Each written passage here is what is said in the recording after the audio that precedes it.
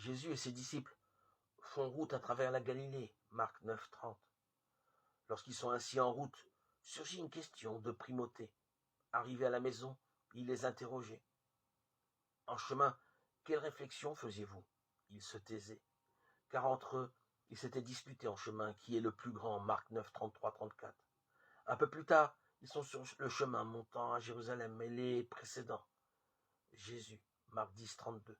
Deux des quatre pécheurs que Jésus a appelés à entrer en chemin derrière lui formulent alors un souhait de prééminence. Maître, nous voulons que ce que nous te demandons, tu le fasses pour nous. Donne-nous d'être un à ta droite et un à ta gauche, assis dans ta gloire, Marc 10, 35, 37. Dans l'un et l'autre cas, Jésus part de ce désir de glorification. Il le pose comme légitime, il s'assoit, il appelle les 12 et leur dit qui veut être premier, Marc 9, 35a. On a donc le droit de le vouloir, mais à cet être de désir que nous sommes tous, Jésus dit ensuite, quel chemin fait devenir premier? Qui veut être premier?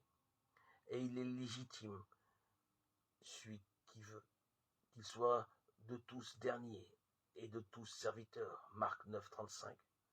La même chose plus loin, Jésus les appelle à lui et leur dit qui voudra devenir grand parmi vous.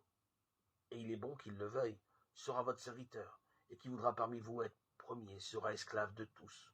Marc 10, 43, 44.